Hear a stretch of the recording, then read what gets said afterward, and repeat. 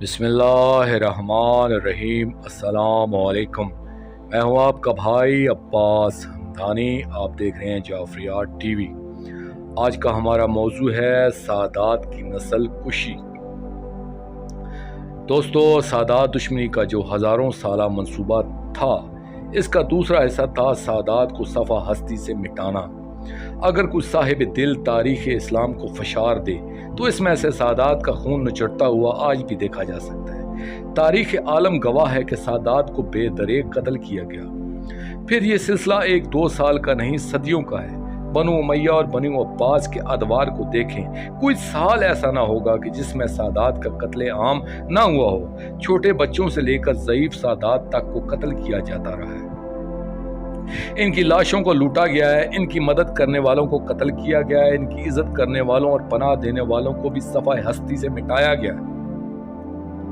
خوف جان کی وجہ سے سادات کو تقیہ کرتے ہوئے غیر سید بن کر رہنا پڑا ہے۔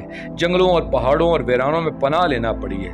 ملک چھوڑ کر در بدری کی صحبت اٹھانا پڑی ہے۔ سادات دنیا کے جس کوشے میں بھی گئے ہیں، دشمن نے تعاقب کیا ہے، لیکن یہ رسول اکرم صلی اللہ علیہ وآلہ وسلم کا زندہ معجزہ ہے کہ اتنی تعداد میں بے دریغ قتل ہونے کے باوجود آج بھی دنیا کا کوئی نہ کوئی کونا سادات کے وجود سے خالی نہیں ہے۔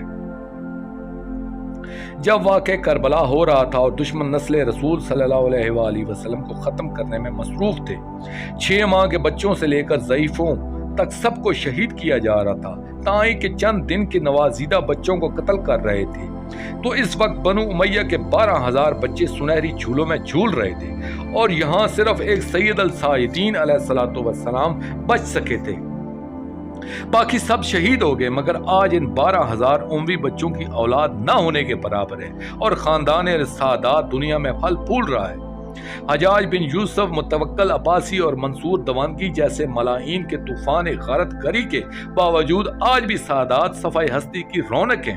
یہ تھا دشمن کا دوسرا حربہ۔ تیسرا حربہ تھا زہر سے شہید کرنا اور سلسلہ امامت کو ختم کرنے کی کوشش اور سادات کے بعض افراد کو غلط طریقے سے پیش کرنا۔ یہ کوشش کہاں تک کامیاب ہوئی، اس کے لیے وجود حجت غائب اجر اللہ فرج شریف کا وجود ذی وجود گواہ ہے کہ دشمن اس چال میں ناکام ہوا ہے۔ دوستو، آخر میں شکریہ ادا کروں گا اپنے مرشد کریم سید محمد جعفر الزمان نقوی البخاری سرکار نامز اللہ تعالی کا۔